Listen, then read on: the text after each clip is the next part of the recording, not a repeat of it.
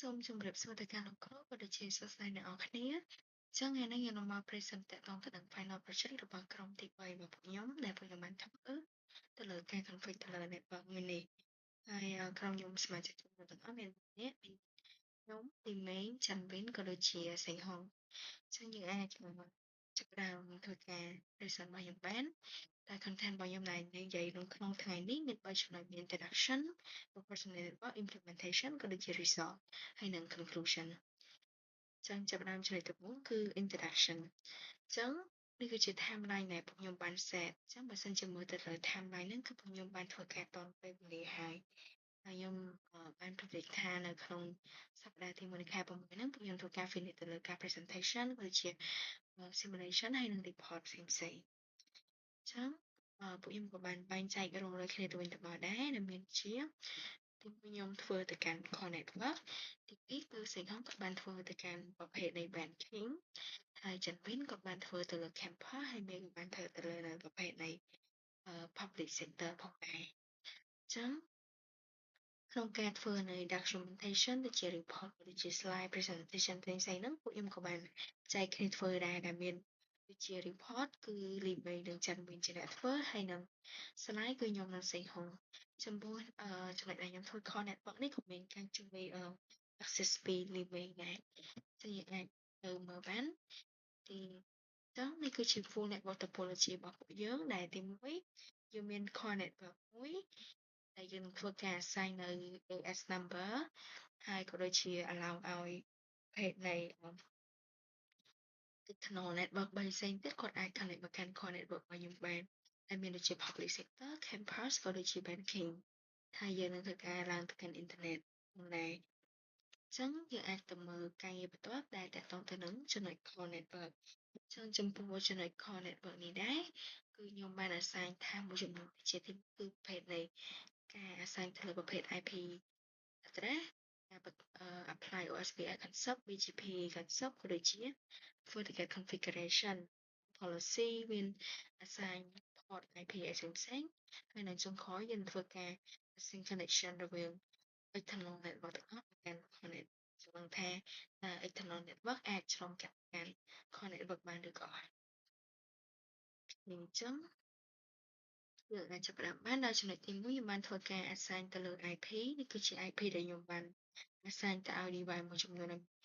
មាននៅក្នុង topology របស់យើង device នីមួយៗមានដូចជាទាំង router IU ក៏ដូចជា FortiGate អីផ្សេងៗជាដើមចឹងចូលដល់ចំណុចបន្ទាប់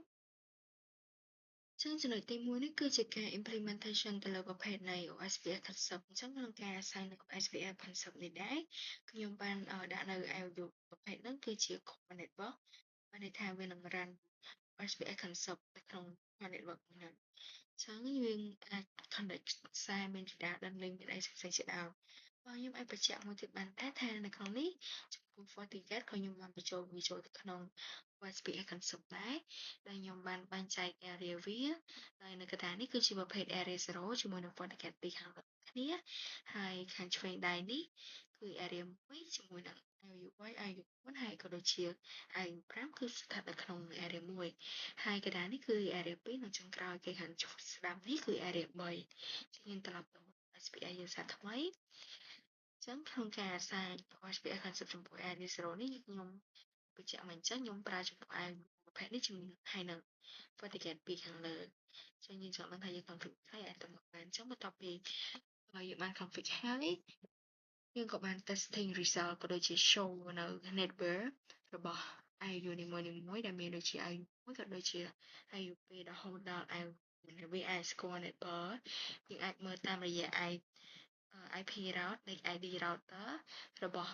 ប្រភេទនៃ IU យើងនីមួយៗយើងបាន assign សូមបញ្ជាក់ម្ដងទៀតចំពោះ IU មួយនេះខ្ញុំបានដាក់router ID វាគឺ1.1បន្តហើយនេះ2.2.2.2 3.3.3.3និង4.4.4អញ្ចឹងនៅពេលដែលយើងចូលនៅ network ក៏វាឃើញតាមលេខ router ID របស់វាដែរចឹងយើងដល់ចំណុចបន្ទាប់ទៀតចឹងដើម្បីប្រកាសថា OSPF យើងហ្នឹងបាន successfully គឺក៏បានធ្វើការ ping connection រវាង device ទាំងអស់ដែលមាននៅក្នុង OSPF ចឹងបន្ទាប់ពី ping ទៅយើងក៏បានឃើញថាវាអាចស្គាល់គ្នាអាច send message ឲ្យគ្នាបាន ai bị gọi làគ្នាai3ហើយយក4ទៀតគឺយើងបានក៏បានping ហើយយើងក៏បានសួរអធ្យាស្រ័យអ្នកនរគ្នាអញ្ចឹងខ្ញុំក៏បានបញ្ចូល router ទី3ហើយនិងប្រភេទនៃ DSP នេះចូលទៅក្នុងAries Pro ដែរតែតាមពិតទៅកន្លែង DSP នេះគឺខ្ញុំបាន change វាទៅជា admin ហើយដោយសារតែtopology ខ្ញុំរៀងធំដែរអញ្ចឹងបើសិនជាដាក់ DSP ចូលមួយទៀតកុំព្យូទ័រខ្ញុំអាចនឹង run និយាយការ so ខ្ញុំក៏បានប្ដូរ concept កន្លែងហ្នឹងទៅជា admin ដែលវាអាចជាផ្នែកមួយនៅក្នុង department មួយនៅក្នុង org មួយហ្នឹងហើយវានឹងអាចធ្វើការទៅលើផ្នែកផ្សេងៗទៀតនៅក្នុង network មួយហ្នឹងអញ្ចឹងតទៅមកទៀតគឺការបង្កើតនៅ OSPF ទៅលើផ្នែក area 1 2 3អញ្ចឹងយើងបានបង្កើត area 1 2 3ដែលមានដូចជា OUPP WAN ហើយនឹងក៏ដូចជា public sector អញ្ចឹង AU 3ខាងក្រោមនេះនឹងធ្វើការផ្នែកបន្តទៅកាន់ router ដែលជា OUPP WAN និង public sector នៅខាងក្រោមដូចដែលយើងបង្ហាញនៅក្នុង topology អញ្ចឹងបន្ទាប់ពីខ្ញុំបានធ្វើការ config ទៅលើ HPA area 1ហើយខ្ញុំក៏បាន show នៅ neighbor ចង់ដឹងថាតើវាពិតជា success មែនអត់វាស្គាល់ neighbor គ្នាមែនអត់អញ្ចឹងបើនៅក្នុងនេះបានឃើញថាAI5 នេះគឺវាបានមាន neighbor ជាមួយនឹង AI4 និង AI4 ហើយតាមរយៈការមើលទៅលើ routing ID នេះឯងអញ្ចឹងយើងអាចមើលតាមនោះបានចំពោះ AI6 គឺដូចគ្នាគឺចំពោះប្រភេទ area ធំហើយrouter ID វាគឺនៅតែ AI4 និង AI4 ក៏ដែរដោយសារតែវាគ្រាន់តែជាប់ទៅកាន់switch ពីរហ្នឹងអញ្ចឹងវាគឺជា neighbor របស់ AI4 ទៀតគឺ AI7 ក៏ខុសគ្នាដែរហើយបន្ទាប់មកទៀតគឺខ្ញុំបានធ្វើនៅ BGP concept ដែលសម្រាប់ធ្វើការស្វែងរក routing អញ្ចឹងចំពោះ BGP concept នេះដែរគឺខ្ញុំធ្វើពីរករណីគឺទី1តកតងទៅនឹងrouter ទាំង3គឺថាតាមពិត BGP concept ដែលខ្ញុំបាន apply នេះមានពីរប្រភេទមាន eBGP និង iBGP ដែល iBGP ហ្នឹងខ្ញុំនឹងធ្វើការ apply ទៅលើ device ដែលមាននៅក្នុង core network របស់ខ្ញុំដើម្បីវាធ្វើការ exchange information exchange AS រវាងeBGP ដើម្បីអាចឲ្យ external network វាស្គាល់ internal network IP ឬក៏ទីតាំង router អីផ្សេងៗជាដើមខាងចំពោះជំហានដំបូងនេះគឺខ្ញុំបាន config ទៅលើ eBGP concept apply ទៅលើ3 sector គឺ UPP WAN ហើយក៏ដូចជា public sector ផងដែរអញ្ចឹងនេះគឺហើយក្រៅពីបន្ថែមលើពីនេះទៅទៀតខ្ញុំក៏បានបង្កើតនៅ external network មួយទៀតដើម្បីជា example ថ្មីមួយវាទៅយើងអាចនិយាយបានថាexternal network នេះគឺវាដូចគ្នាទៅនឹង3ខាងក្រោមដែរតែខ្ញុំចង់បង្កើតមួយទៀតដើម្បីថានៅពេលដែលវាចូលមកអញ្ចឹងវាត្រូវឆ្លងកាត់ router ឆ្លងកាត់ FortiGate អីបែបហ្នឹងអញ្ចឹងយើងបន្ថែមជាយើងអញ្ចឹងយើងក៏បានអាស្រ័យ AS វាដូចខាងក្រោមដែលUPP នោះគឺខ្ញុំបាន assign AI នោះ65010ហើយខ្ញុំ65020 reset 65005ហើយ channel ដែលខ្ញុំឆ្នាំថ្ងៃហ្នឹងគឺ65000ហើយ connect របស់យើងក៏វាត្រូវការនៅ AS ផ្ទាល់ខ្លួនដើម្បីមាននៅ IBGP ក៏ដូចជា exchange information គឺយើងវាគឺ65002ពីខ្ញុំបាន config នៅ ABGP ខ្ញុំបាន show network ដើម្បីបញ្ជាក់ថាការ config របស់ខ្ញុំហ្នឹងគឺវា success ដោយការ show network ខ្ញុំបានឃើញថាLU5 ហើយនិង router 5ហ្នឹងវាបានស្គាល់នៅ BGP network របស់វារៀងខ្លួនដែលយើងអាចមើលក្នុងរូបបានដោយ LU5 នេះគឺស្គាល់ network របស់វាមាន AS65010 ដែល65010គឺជា UPP របស់យើងចំណែកឯ UPP មាន neighbor AS65002 ដែលជា core network របស់យើងបន្តដល់ចំណុចទី2គឺការ config គ្នាគឺយើងចូល result ទៅវិញLU និង យើងឃើញថាវាស្គាល់គ្នាហើយចំពោះ UPP និង 7ក៏ដូចគ្នាដែរអញ្ចឹងទៅពីនេះគឺវានៅមាន connection EBGP រវាង router មួយនិង router គ្នាគឺយើងអាចទៅ AS កន្លែងនេះបានគឺវាធ្វើការស្គាល់គ្នាដែរអញ្ចឹងយើងអាចនិយាយបានថាការ config EBGP របស់យើងគឺវាបានជោគជ័យអញ្ចឹងជំហានបន្ទាប់គឺយើងបាន config ទៅលើប្រភេទនៃ FortiGate ដែលយើងធ្វើការ config ទៅលើធ្វើការ config ទៅលើ GUI ចា៎ អញ្ចឹងចំពោះ GUI របស់ FortiGate ទីមួយគឺខ្ញុំបាន assign ទៅលើ IP ដែលមាននៅក្នុង port រវាង FortiGate នីមួយៗមានទាំង FortiGate ទីមួយនិង FortiGate ទីពីរបន្ទាប់ពី assign IP ហើយខ្ញុំក៏បាន config នៅ OSPF concept ដូចដែលខ្ញុំបានបញ្ជាក់មុននឹងអញ្ចឹងថាខ្ញុំបានបន្ថែមនៅអឺ FortiGate ទាំងពីរហ្នឹងចូលទៅក្នុង Area 0ជាមួយនឹង switch ទាំង4ហ្នឹងដែរអញ្ចឹងដូចនៅក្នុងនេះគឺឃើញថា FortiGate connect មកកាន់ IOU មួយតាមរយៈ network 10.2.3.0 ហើយ FortiGate ទី2 connect មកកាន់ IOU 2តាមរយៈ10.2.4.0 តាមរយៈ port 2អញ្ចឹងយើងអាចទៅមើលខែ config នៅលើ GUI បានតែនៅលើ GUI យើងគ្រាន់តែចូលទៅ select កន្លែង OSPF ហើយយើងបាន assign នៅប្រភេទនៃ router ID របស់ របស់ FortiGate ទី1និង FortiGate ទី2បន្តមកទៀតយើងក៏បានដាក់នៅ network ដែលយើងចង់ឲ្យវា allow ដូចជាចង់ឲ្យវាបង្កើត admin OSPF concept ហ្នឹងអញ្ចឹងFortiGate ទី2ក៏យើងធ្វើដូចគ្នាដែរចូលមកដល់ចំណុចនេះគឺយើងបានថាយើងបានបង្កើត OSPF នេះនៅលើ IOU 1និង IOU 2ម្ដងអញ្ចឹងដូចដំបូងនេះយើងបាន config នៅលើ IOU ហ្នឹងហើយតែនៅពេលដែលយើងបន្ថែម FortiGate ចូលម្ដងទៀតធ្វើឲ្យ network របស់ IOU ហ្នឹងក៏មានការកើនឡើងដែរអញ្ចឹងយើងអាចមើលជាក់ស្ដែងបានគឺនេះគឺជាrouter ID របស់ FortiGate ទី1និង FortiGate ទី2ដែល FortiGate ទី1គឺ6.6.6និងFortiGate ទី2គឺ7.7.7.7អញ្ចឹងយើងឃើញថាវាអាចមាន neighbor ស្គាល់គ្នាបានហើយហើយនៅក្នុង GUI ក៏ដូចគ្នាយើងបាន show ឃើញថា FortiGate ហ្នឹងគាត់មាន OSPF ជាមួយនឹង network យើងគ្នាហើយចំណុចបន្តមកទៀតគឺចំណុចកន្លែងនេះគឺខ្ញុំបានបង្កើតនៅ static route រវាង router ទី1របស់ខ្ញុំទៅកាន់ FortiGate 2សងខាងតែរវាង router ទី1ទៅកាន់ FortiGate ទី1គឺតាមរយៈ gateway 10.0.1.1ហើយយើងបាន select destination ក៏ដូចជា port អីផ្សេងៗផងដែរអញ្ចឹងចំពោះនៅក្នុង GUI យើងគ្រាន់តែស្រួលទេដល់គឺយើងគ្រាន់តែ select នៅ destination gateway ដែលយើងចង់ផ្ញើចេញទៅ interface ដែលយើងត្រូវការឲ្យ port ហ្នឹងហើយនឹងក៏ដូចជា state ឲ្យវា enable ទៅវាអាចផ្ញើជា static route ឲ្យយើងបានហើយអញ្ចឹងចំពោះ gateway ទី2ក៏ដូចគ្នាដែរប៉ុន្តែវាខុសgateway គ្នាដោយ gateway របស់ FortiGate ទី2គឺ10.0.2.1ទៅដល់ចំណុចបន្ទាប់ទៀតគឺយើងបានបង្កើតនៅ firewall policy ទៅឲ្យ FortiGate ទាំងពីររបស់យើងអញ្ចឹងយើងអាចដាក់ថាយើងអាច allow ថាឲ្យ port ណាវាដំណើរការ port ណាមានdeny មិនខ្លះអញ្ចឹងយើង allow នៅការចេញចូលរបស់ port របស់ FortiGate ហ្នឹងអញ្ចឹងយើងអាច set ទៅតាម GUI បានដូចគ្នាចំណែក FortiGate ទី2ក៏មិនខុសគ្នាពី FortiGate ទី1ដែរចូលដល់ចំណុចបន្ទាប់ទៀតអញ្ចឹងអីដែលខាងដែលខ្ញុំ show មិញហ្នឹងគឺជាអីដែលពួកខ្ញុំបានធ្វើកន្លងមកគឺចំពោះចំណុច core network ហើយកំឡុងពេលដែលខ្ញុំធ្វើ testing ក៏ដូចជា config ផ្សេងៗហ្នឹងវាក៏មានបញ្ហាកើតឡើងអញ្ចឹងគឺនៅពេលដែលខ្ញុំប្រើ FortiGate 2ទៅnetwork របស់ខ្ញុំហ្នឹងគឺវាអត់ stable ទេវាអាចមានការ offline instantly មានន័យថាវាអាចមានការ error sometime ពេលខ្លះវាអាចឆ្លងកាត់ FortiGate បានពេលខ្លះអត់ដូច្នេះ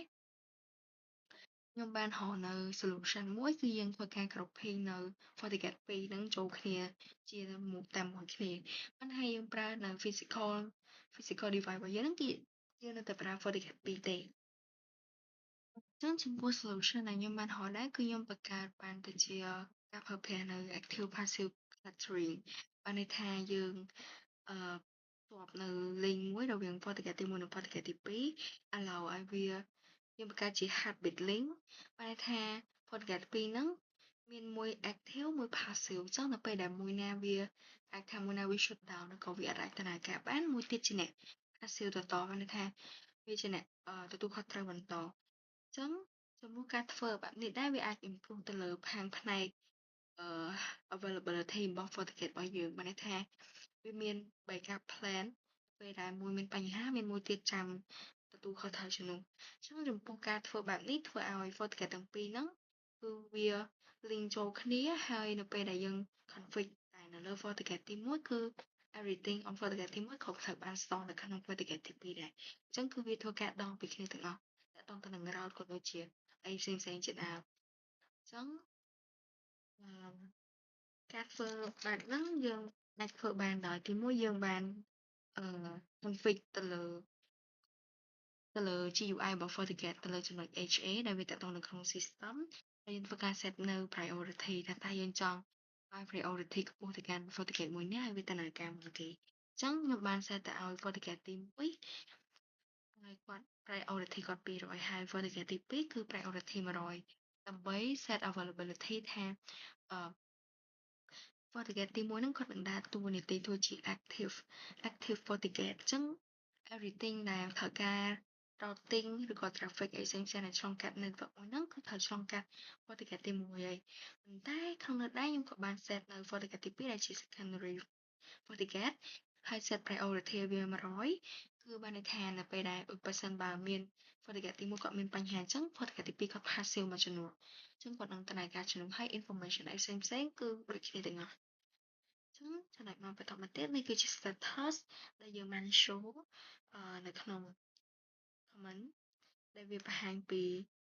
synchronize ភាពដែលវាដំណើរការបានរបស់HA high availability របស់យើងនឹងហើយចំណុច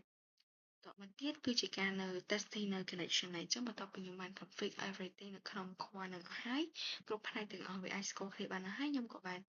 ធ្វើការ show វិញនៅ result តកតងទៅនឹងរវាង connection រវាង external network មកកាន់ internal network ដែលជា IOU របស់យើងហ្នឹងជាងគេថា result របស់វាគឺ successfully ping from UPP ping from band ហើយក៏ដូចជា pop receptor និង external network យើងមួយទៀតដែលខ្ញុំបាន assign នៅខាងលើហ្នឹងក៏ដូចគ្នាដែរគឺវាអាចស្គាល់អាចឆ្លងកាត់ FortiGate អីបានទាំងអស់ចឹងចំណុចទី2របស់ Janvin គឺគាត់បានធ្វើតកតងទៅនឹង campus អញ្ចឹងនៅក្នុង campus ហ្នឹងគាត់បានបែងចែក area របស់ campus university របស់យើងហ្នឹងទៅជា4ផ្នែកធំៗដែលមានដូចជា STEM building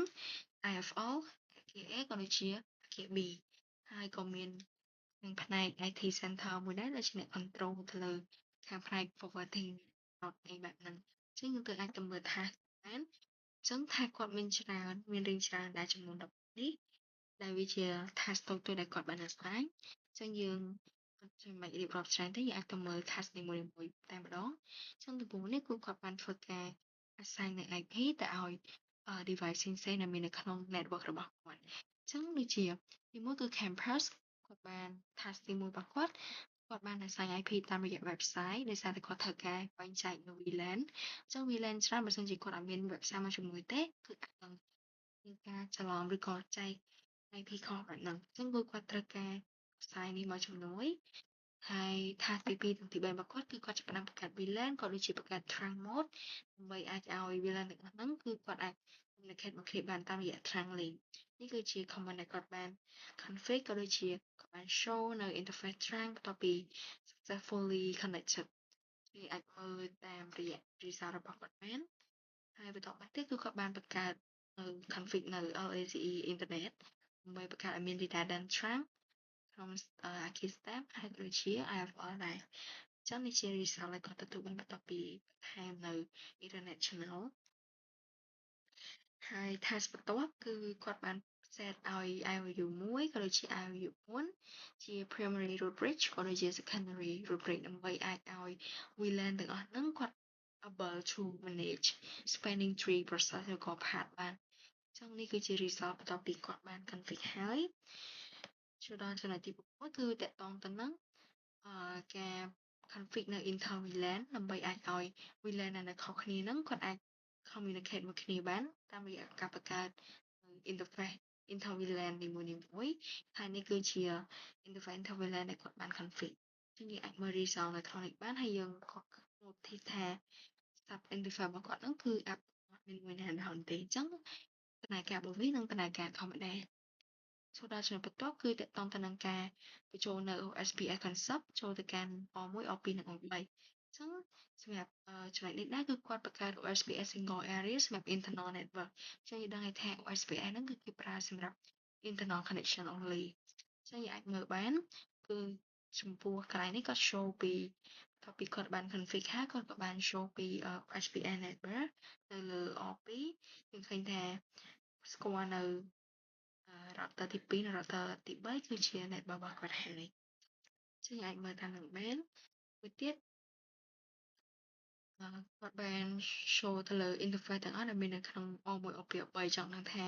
តើ interface ទាំងអស់ហ្នឹងគឺវាមាន IP ដែលវាស្គាល់ផ្លូវណាខ្លះហើយស្គាល់តាមរយៈអីអញ្ចឹងយើងឃើញថាnetwork របស់គាត់ដែល show មកហ្នឹងគឺគេ show មកថាវាឆ្លងកាត់តាមរយៈ network ទីនេះតាមរយៈport នេះ interface នេះហើយអក្សរ O ខាងមុខនេះបញ្ជាក់បានថាវារកផ្លូវបានហ្នឹងតាមរយៈ OSPF ជាងអាចមក result នេះបានគឺវា make sure ថាអីដែលគាត់បានធ្វើហ្នឹងគឺវា successful ហើយចូលដល់ចំណុចបន្ទាប់គឺតាក់ទងទៅនឹង static default routing ដែលគាត់បានធ្វើការ configure រវាង router ទី2ទៅកាន់ FortiGate ហើយក៏ដូចជារវាង O4 ទៅកាន់ FortiGate ដូចគ្នាអញ្ចឹងការ config នៅ static route នេះយើងត្រូវ config នៅលើ router ផងនៅលើ FortiGate ផងអញ្ចឹងដំបូងគឺគាត់ថាធ្វើការ config ទៅលើ router របស់គាត់ហើយធ្វើការ set នៅ source destination ក៏ដូចជា gateway ហើយនៅលើ FortiGate ក៏ដូចគ្នាដែរគឺធ្វើការ config ទៅលើ GUI ហើយធ្វើការ set នៅ destination gateway ក៏ដូចជា interface ដែលវាត្រូវចេញចូលហ្នឹងចឹងពីបន្ទាប់ពី connect បានហើយគឺគាត់ធ្វើការ ping make sure នៅ connection ហ្នឹងវាអាច successfully អត់មកចឹងខ្ញុំបានឃើញថាវា successful connected ហើយហើយចំណុចមួយទៀតគឺទាក់ទងទៅនឹងអឺ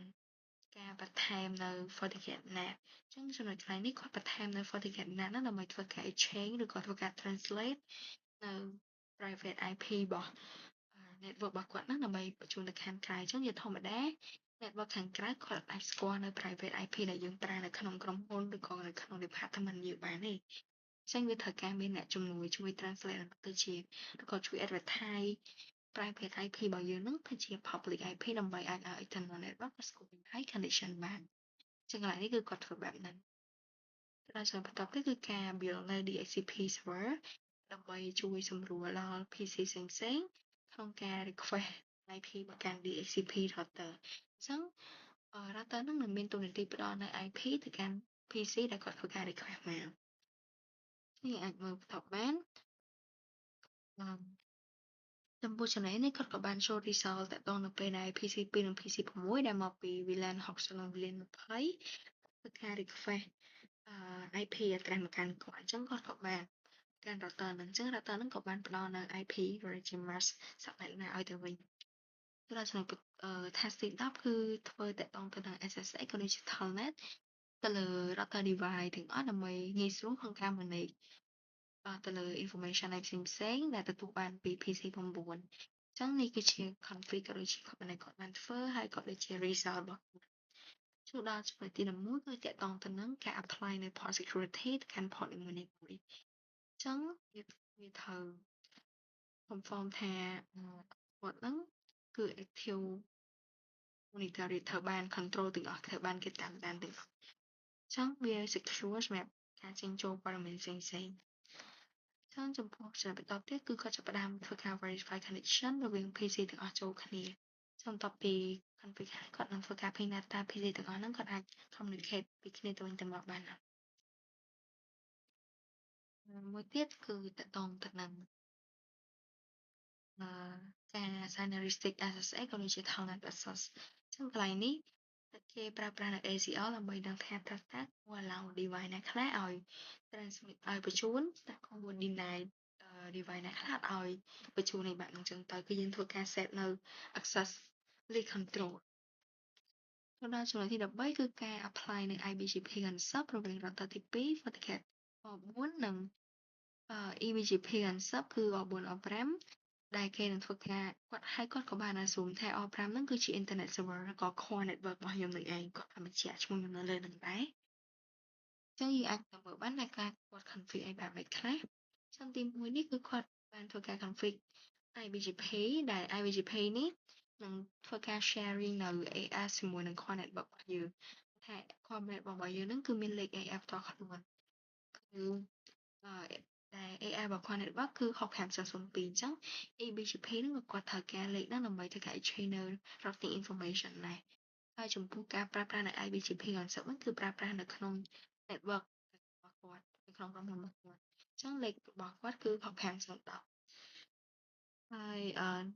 នេះគឺជាការចាប់ផ្ដើម config នៅ internal IBGP របស់គាត់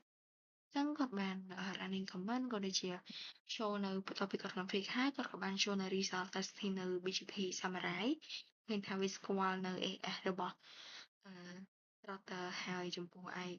router ពីរនេះវាបានស្គាល់នៅ AS របស់ខ្លួនឯងហើយបានន័យថា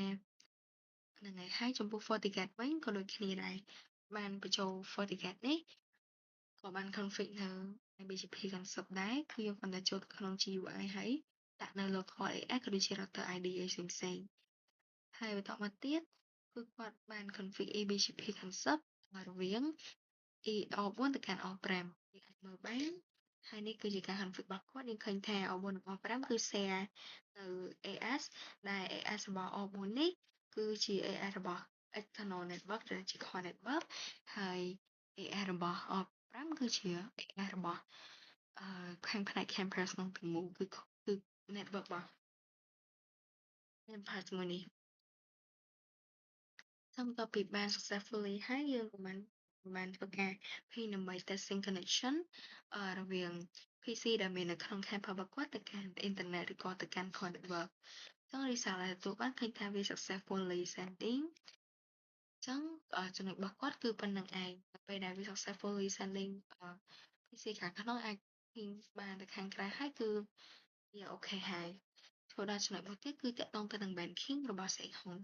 ចឹងចំពោះចំណុច banking នេះដែរ Safe Home បានដាក់សាង task មួយចំនួន6ដូចខាងក្រោមនេះចឹងយើងអាចចូលទៅមើលបានដោយហេតុទីគឺគាត់បានធ្វើទៅលើប្រភេទ IP assignment គាត់ធ្វើការ assign IP ដោយពឹងផ្អែកទៅលើ website ដូចគ្នាដើម្បីជៀសវាងការខកហើយបន្តមកទៀតនេះគឺជា topology ដែលគាត់បាន design មាន router មាន switch ហើយ connect ទៅកាន់ FortiGate ក៏ដូចជា connect ទៅកាន់ router របស់ core network ដែរទៅដល់ចំណុចទី1គឺការបង្កើតនៅ OSPF concept រវាង Area 0គឺនៅទី1គឺគាត់បាន config ទៅលើ O1 ហើយក៏បាន show result network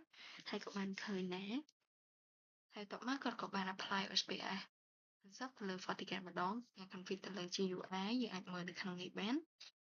ទៅដល់ចំណុចមួយទៀតគឺទៅលើ O2 ម្ដងអញ្ចឹង O2 និង O1 នឹងការ config របស់វាក៏មិនខុសគ្នាដែរយើងអាចមើលបានមកទៀត O3 ក៏ដូចគ្នាដែរ O4 ក៏ដូចគ្នា5ហើយបន្ទាប់ពីយើងបាន config នៅអឺបាន config នៅ SPI Area 0ហើយចាំបានថាតើ Area 0ហ្នឹងគាត់អាច communicate មកគ្នាបានណាគេអាចធ្វើការ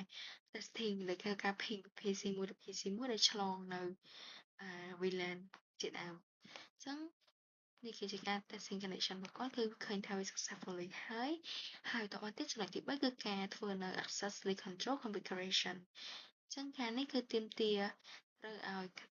ប្រើប្រាស់ធ្វើការនៅ network ណាដែលយើងចង់ deny វគ្គណាដែលយើងចង់ allow ជាអាច config តាមនឹងបាននេះគឺជាការ testing connection to make sure that it work ហើយចំណុចទី4គឺការធ្វើនៅ EBGP configuration តាមពិតទៅកន្លែងនេះគាត់បានធ្វើនៅ SPF ហើយប៉ុន្តែដើម្បីអាចឲ្យsorry អញ្ចឹងកន្លែងនេះគាត់ធ្វើការ apply EBGP configuration រវាង FortiGate ទៅកាន់ O1 ដែលជា core network អញ្ចឹងនេះជា command ដែលគាត់បាន config ក៏ដូចជា result ដែលវាអាចស្គាល់ network របស់ខ្លួនឯងបានហើយមួយទៀតគឺដូចគ្នាដែរគឺការ show នៅ BGP summary ដើម្បីដឹងថាមួយណាជា network របស់វាខ្លះដូចគ្នាដែរនៅក្នុង FortiGate យើងនឹងឃើញថាវាមាននៅចំណុច BGP វានឹងមានរូបភាពបែបនេះទៀតទៅលើ O2 ក៏ដូចគ្នា O3 4 O5 ហើយការ testing connection បន្ទាប់ពីយើងធ្វើ BGP ហើយយើងក៏ testing connection តាម S របស់គ្នាពិតមែនអត់ចឹងចំណុចបន្ទាប់ទៀតគឺគាត់បាន config ទៅលើ GUI របស់ FortiGate ចឹងនេះគឺជា FortiGate របស់គាត់ port 1 connect ទៅកាន់ cloud port 2 connect ទៅកាន់ internal network និង port 3ទៅកាន់ external network ហើយដំបូងដែលគាត់ធ្វើហ្នឹងដូចគេដូចឯណាគឺគាត់បាន assign នៅ IP សម្រាប់ឲ្យ device ហើយចំណុចបន្ទាប់ទៀតគឺការតាក់ទងទៅនឹង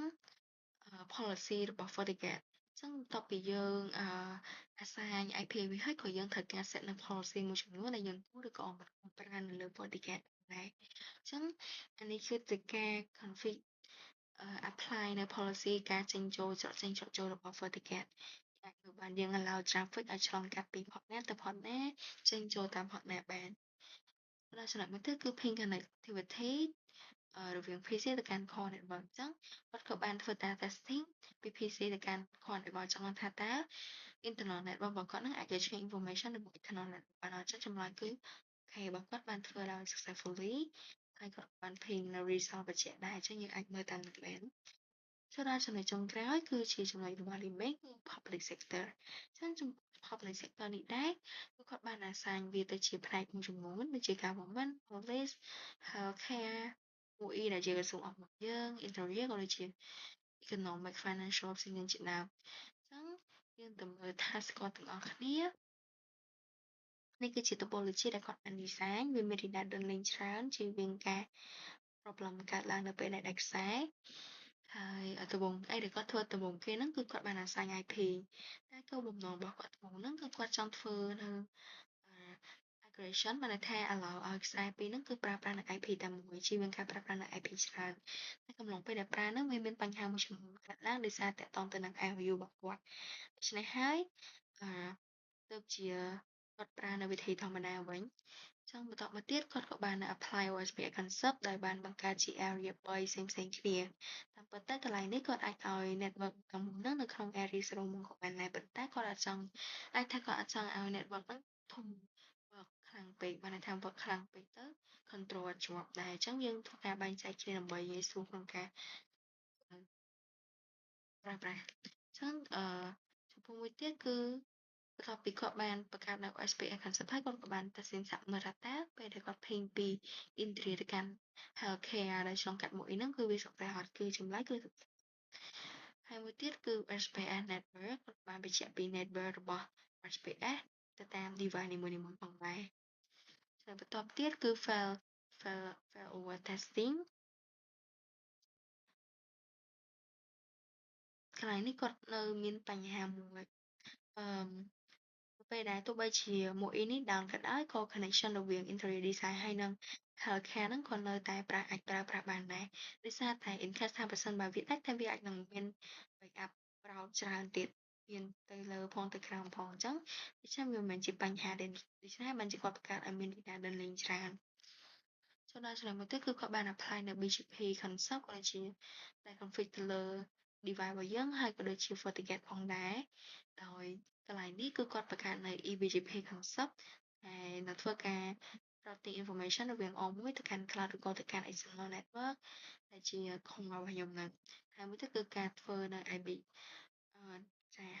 ហើយកន្លែងនេះគឺជាអីដែលគាត់បាន comment ក៏ដូចជា result ដែលគាត់ទទួលបានបន្ទាប់ពីធ្វើនៅ eBGP ហើយកន្លែងនេះគឺជាការ config ទៅលើ web interface របស់ GUI របស់អឺ FortiGate ហើយយើងបាន assign IP ដូចជាដូចឯងចឹងដែរមកទៀតក៏យើងបាន apply នៅ OSPF ហ្នឹងទៅលើ FortiGate ដែរដោយសារយើងបានបញ្ចូលវានៅក្នុងនោះដែរមួយទៀតគឺការ add នៅ default ក៏ដូចជា distribute ទៅលើ network អញ្ចឹងដើម្បីអាចឲ្យ OSPF ហើយនិង BGP ហ្នឹងវា exchange information គ្នាបានយើងត្រូវធ្វើការ redistribute អញ្ចឹងកន្លែងនេះយើងត្រូវបើកថនចូលដល់ចំណុចមួយទៀតគឺការ set នៅ FortiGate policy អញ្ចឹងក្រៅពីការ set នៅ assign នៅ IP policy យើងចូលឲ្យវានឹងមាន policy ដែលយើងគួរតែ set គឺទាក់ទងទៅនឹងការធ្វើដំណើរ flow ដែលគេធ្វើដំណើរចេញពី port 2ទៅកាន់ core ឬក៏ពី core ទៅកាន់ port 2 port 3ផ្សេងៗជាដើមហើយនេះជា policy ដែលពួកខ្ញុំបាន set ចូលដល់មួយទៀតចំណុច final assumption អញ្ចឹងគាត់ក៏បានធ្វើការ config ទៅលើអញ្ចឹងគាត់បានធ្វើការ config default route ទៅកាន់ router ទី1ឲ្យមើលទៅវាដូចជាអាច allow ឲ្យ router ហ្នឹងគាត់ access កាន់ internet បានតាមរយៈការប្រើនៅ static route default router យើងគាត់តែមាន source destination ក៏ដូចជា អឺដូចជា